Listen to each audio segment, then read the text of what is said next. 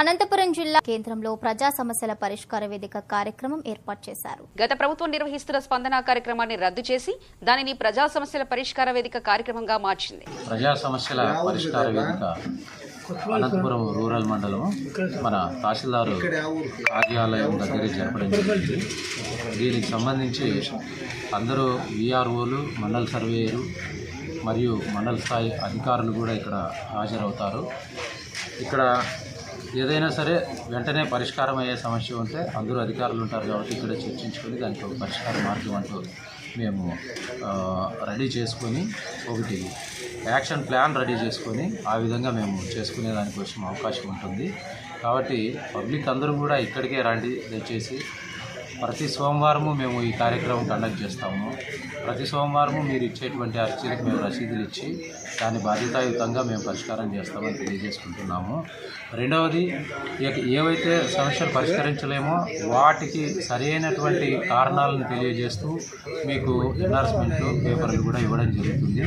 వాటిని ఏ విధంగా మీరు పరిష్కారం చేసుకోవాలా అనే సలహాలు కూడా ఇవ్వడం జరుగుతుంది. కాబట్టి ఈ అవకాశాన్ని సద్వినియోగం చేసుకోవాలని చెప్పి అందరికీ నేను తెలియజేస్తున్నాను. రీసర్వే పైన కంప్లైంట్లు వస్తున్నాయి. ఇది వరకు రీసర్వే జరిగినప్పుడు నోటీసులు సరిగ్గా ఇవ్వలేదని, రెండవది ఎక్స్టెంట్ తక్కువ వచ్చింది, ఎక్కువ వచ్చింది అనేది మనకు వస్తున్నటువంటి ప్రధానమైనటువంటి కంప్లైంట్స్. ఇప్పుడు జరుగుతున్న రీసర్వేలో కావాల్సినంత సమయాన్ని ఇచ్చి అందరినీ కూడా భాగస్వామ్యం చేసి అందరినీ పార్టిసిపేట్ చేయించిన తర్వాతనే మేము గ్రామాల్లో రీసర్వే కండక్ట్ చేస్తున్నాము. ఇదివరలో జరిగినటువంటి రీసర్వే మీద వస్తున్నటువంటి అర్జీలను కూడా మేము పరిశీలిస్తున్నాము. వేటినైతే సక్రమంగా లేవని మా దృష్టికి వస్తున్నాయో వాటిని పరిష్కరించేదానికోసము సర్వేయర్లకి తగు సూచనలు, సలహాలు ఇచ్చి పరిష్కారాన్ని మేము చేయగలుగుతున్నామని చెప్పేసి తెలియజేస్తున్నాం. ఇప్పుడు కొన్ని సర్వీసెస్ ఇక్కడ అర్జీలు ఇస్తే జరగవు.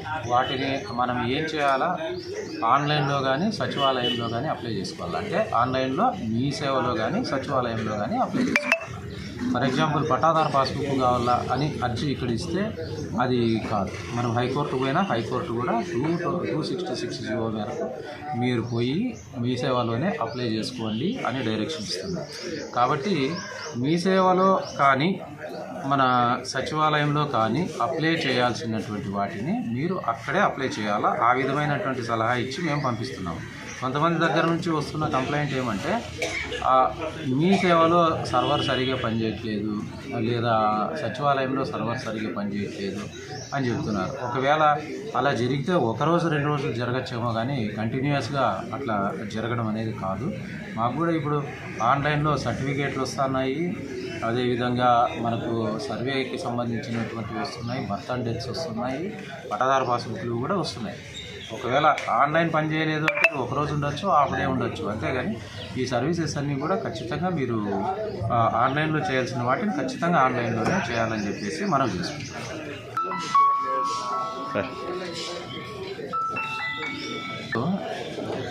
సివిల్ డిస్ప్యూట్స్ అంటే ముఖ్యంగా మాకు వచ్చేటివి ఏమంటే ఇది మా తాతగారి ఆస్తి, ఇది మా నాన్న ఎవరు సంతకం పెట్టారు, వేరే వాళ్ళు ఈ ల్యాండ్ని ఆన్లైన్లో ఎక్కించుకున్నారు, ఆ పేర్లు తీసేయండి. ఇట్లాంటివి ముఖ్యంగా వస్తాయి.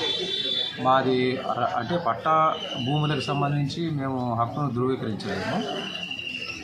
కేవలం హక్కు ఉన్న వాళ్ళకి మాత్రమే మేము పట్టాదారు పాస్ పుస్తకాలు రికార్డులు ఎంటర్ చేసి ఇవ్వాల్సిన పరిస్థితి ఉంటుంది. ఇట్లాంటివి వచ్చినప్పుడు మేము ఆర్ఓఆర్ అప్పీల్ కింద టేకప్ చేసి మేము ఆర్ఓఆర్ యాక్ట్ సెక్షన్ 5(1) మేరకు ఆర్డర్స్ పాస్ చేస్తున్నాము. దాని మీద మళ్ళీ ఆర్డీఓ గారు ఆ పేర్లు ఉంచాలన్నా తీసేయాలన్నా అనేది ఆర్డీఓ గారు డిసైడ్ చేస్తున్నారు. ఇది ప్రతి వారము మేము చేస్తున్నాము. అది కూడా పెడదామా ఇటు బోర్డు. నా పేరు వచ్చి మోహన్ కుమార్, అనంతపురం రూరల్ తహసీల్దార్.